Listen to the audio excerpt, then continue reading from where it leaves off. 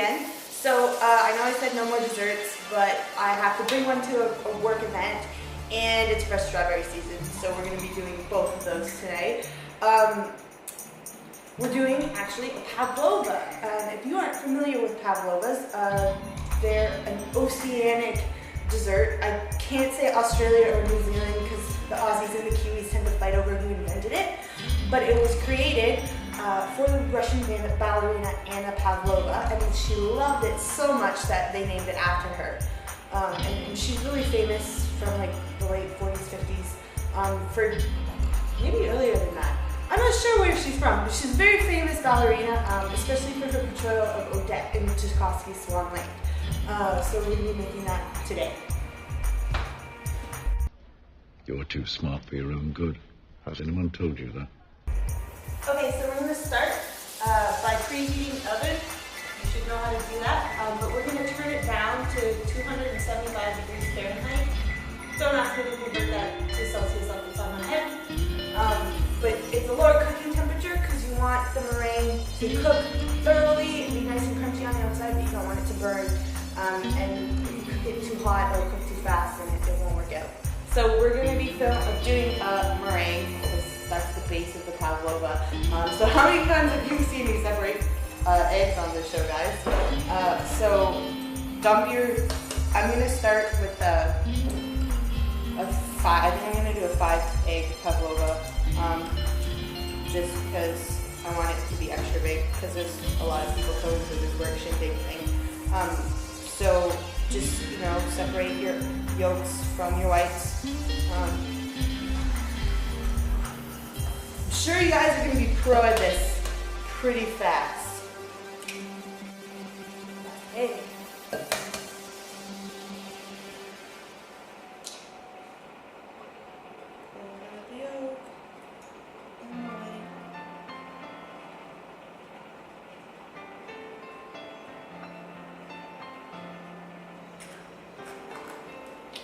Camera 2, or other angle. And that's just because it's easier to whip things when record. You have a little bit to work with. So this is just straight up egg whites, no cream of tartar. You can add it if you want to, like the lemon meringue pie, but this recipe that I'm following doesn't call for it. So let's just go from there. And wet it really good.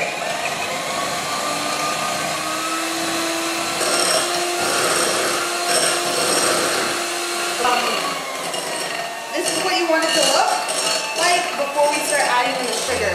We're going to add in a cup of sugar slowly, so like at a tablespoon at a time. We're going to slowly add in the scoops of sugar.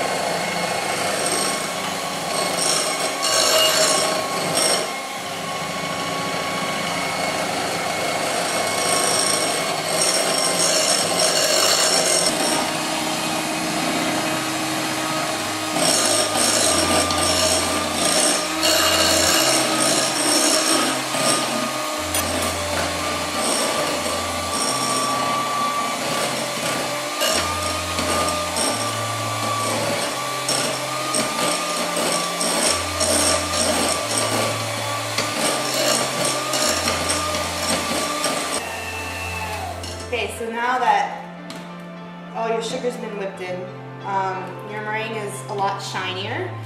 You see less of the bubbles from the eggs, and the peaks are much stiffer. Like, look at them. That's awesome. And you see the patterns of the beaters really well too. So now that you've done that, clean off your beaters because you want to use all of your meringue. And we're gonna go on to the next step. Last time we used real vanilla. This time we're using fake vanilla. Okay, so this is our meringue. You just saw that. We're going to be folding in these 3 things into this. Not all of them, because it's just too much. But this is so that the meringue gets a really nice, crusty, crunchy outside when you bake it. If it doesn't, it can't really support all the whipped cream and berries. So this is kind of an important step. I'm using rice vinegar. You can use like white vinegar. Don't use balsamic or red wine. That's not gonna end well. Like a pale vinegar, even maybe apple cider vinegar might work. The vanilla is purely for taste, but we're not using a lot of it, and then the cornstarch helps with the structure. So you're gonna do a whole teaspoon. So you have big spoon, little spoon is teaspoon. And you're gonna put a whole one of those of your vinegar. So a teaspoon of vinegar. And then you have your spatula, and you're gonna fold this. So remember last week or a couple weeks ago, we talked about the folding. So you don't stir it, you just kind of fold it over and fold it over. And you're gonna do the next ingredient, which is the big spoon, the tablespoon, and you're gonna do half a tablespoon of cornstarch. Like I said before, I'll reiterate, I've never used potato starch. So if that's something you're more comfortable using and you think it'll have the same results, by all means. There's other types of vegetable starches, so if that's what you use them. And just kind of sprinkle it in. And then half the tablespoon. And again, fold it gently like you folded it in with the vinegar. And last but not least, we're gonna do the vanilla. Now, I have fresh picked strawberries for this, so I'm only gonna use a little bit of vanilla like the recipe says. If you have other more stronger fruit, you can use more vanilla. This recipe also works really well with like almond extract, or like you can use orange extract if you're using citrus fruits on top. So yeah, just half a teaspoon of this for me. And you pour that in and you fold it in nicely into the meringue as well. But yeah, totally. And if you wanted to do like a chocolate style one, you could totally fold in like cocoa powder or like chocolate extract. It would be fantastic as well.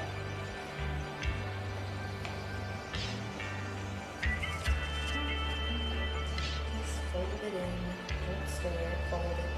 Alright, so those additions are done. The meringue is ready to be put on its baking tray and then put in the oven. So I'll show you how to do that next. With your tray, you're going to want to cover it in aluminum foil. I'm using a pizza pan because the meringue is going to be round. You can use a cookie sheet, it just kind of limits the diameter of your dessert. So take tin foil and cover your sheet. So crinkly, I love that noise.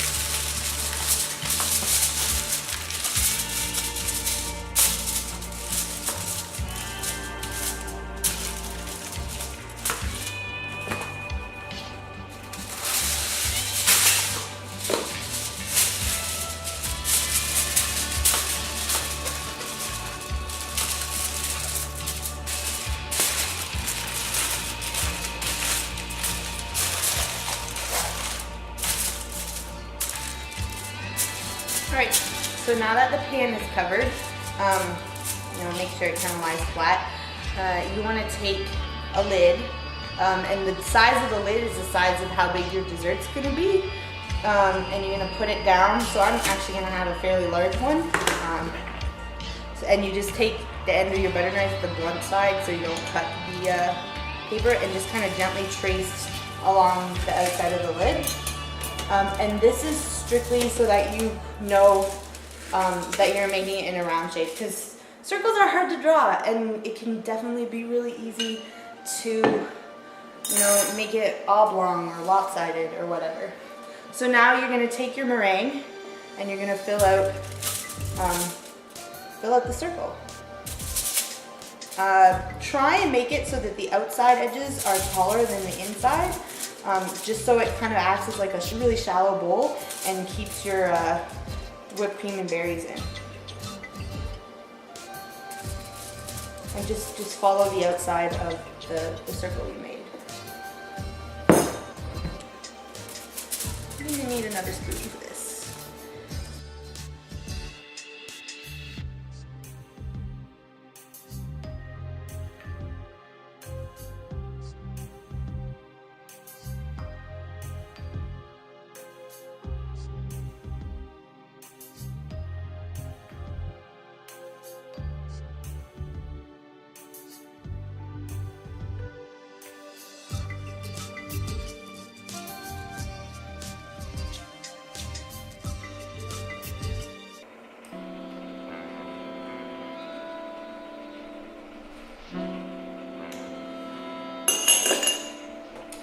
Mick, give me another spoon. I think you've had enough. I'll tell you when I had enough.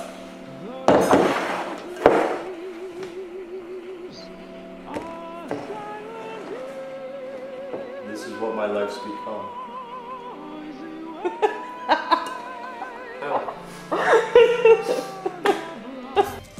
Okay, so this is what it looks like when it's all spread out. Note like how there's almost like a perimeter wall around the outside. Like I said, shallow bowl to keep everything in.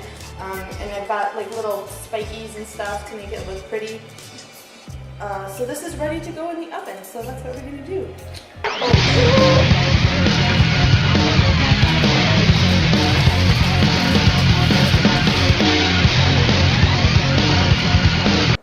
Okay guys, so cooking time for this, because it's lower and like I said about the cooking itself, this actually should go in for about an hour to an hour 15 minutes. You want your meringue when it's done to have like a pinkish, maybe like brown, kind of eggshell look to it. You'll see later on in the video what it looks like, but we're just gonna let it sit there for about an hour. And we're gonna get the strawberries and the whipped cream ready now. Yay! Okay guys, so I went and picked fresh strawberries this morning at Brambleberry Farms. It was awesome. So what I'm going to do is I'm going to have this bowl and I'm going to set aside a bunch for the Pavlova. And then I'm going to take these sandwich baggies and I'm going to put the rest in baggies and freeze them. Because for whatever reason, fresh picked frozen strawberries are amazing and I can't eat the frozen ones from the store. They're just not as good. But I have really fond childhood memories of like this being like a snack time treat. Like instead of ice cream on a hot day, we run into like, I can't even remember which relative's freezer, and we just grab a bag of these and munch on them. So we're gonna be doing that too. Frig is if you like, what size you want, say if you don't want like different sizes, instead of just, you know, buying a carton and hoping it grows well. I love fresh picked strawberries. So good. And you can eat what you pick, so that's awesome. So I guess you could say you're very excited about fresh picked strawberries. That was terrible. That was terrible. I'm not even gonna laugh at that one. That was terrible.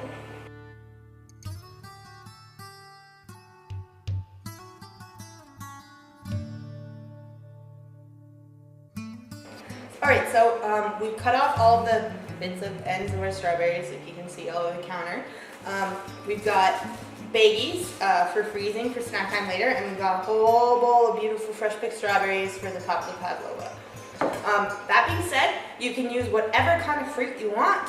I'm prone to berries, but you can use like kiwi and citrus and anything that you think would be awesome on top of this.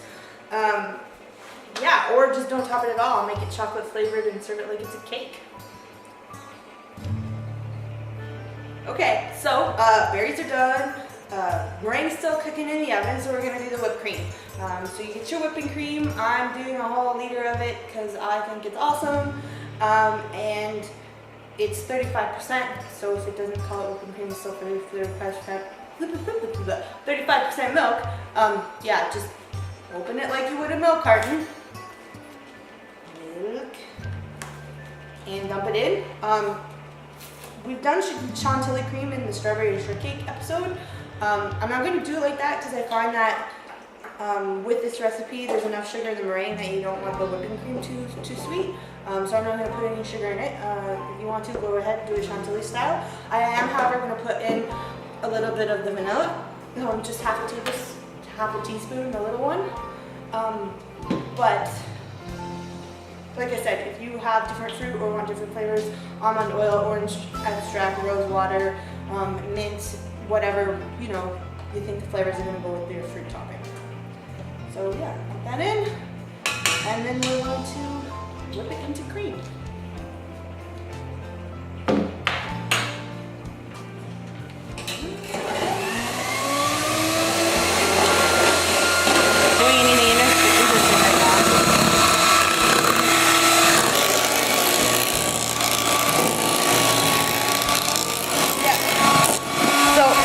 Starting to look almost like a little crumbly, so that's when you say, yeah, the whipped cream is done. Now it's not going to taste as sweet. Captain, Check on the the video files are being corrupted. there it is in there, and I don't know if you can see it, but it's starting to get a really nice like golden color, but it's still a bit jiggly. So Energized. yeah, it's still a bit soft, so it's gonna harden up nicely in the next 15 minutes or so. Okay, so this is done. Get your hot mix or pocketed hot holders and an actual pot holder, and take your meringue out of the oven. Now see how it's all uniformly that beautiful kind of brown, maybe slight pink tint to it, crusty looking color. That's perfect. That's exactly what we want. I'm actually really pleased with how this came out. So it's still kind of nice and crunchy, but a little bit of give to it. So the inside's going to taste like marshmallows. It's going to be awesome. Put it down, let it cool off a bit. All right, so if you have a little technical difficulties getting it off, it happens. You're covering it in whipped cream, so it's not a big deal. Yeah, actually, so let's do that now. Whipped cream time.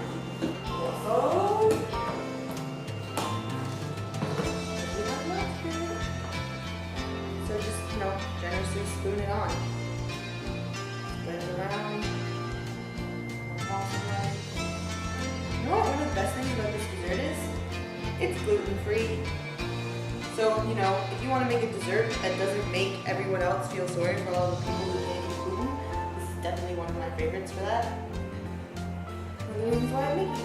One of the ladies who's hosting the party can't consume gluten, so that's, it's nice to be able to make things that other people can enjoy. Was that nicely? So then it's strawberry time. So just take the strawberries, and yeah, you don't have to be as fancy with these strawberry shortcake. It's just kind of put them on there.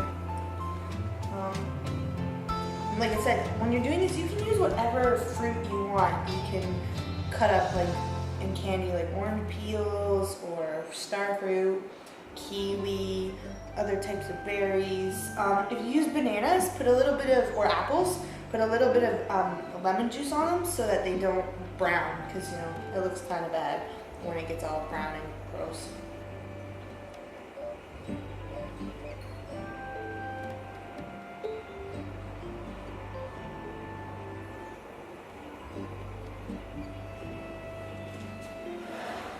Voila, safe and neat. You have an awesome oceanic, and by that I mean Australian or possibly New Zealand dessert named after a famous ballerina that is gluten-free. So great summertime thing, great for people who can't have wheat. It's great for everyone else because it tastes fucking awesome, and not too hard to do as long as you have the time to wait out the meringue in the oven. So that was a pavlova. If you guys had questions, comments, concerns, in the doobly-doo. Also, I would like to hear if you guys, tried other types of fruit with this, and what you tried, what you liked, and what you don't like. And any recipe requests, send them our way. Bye for now, guys.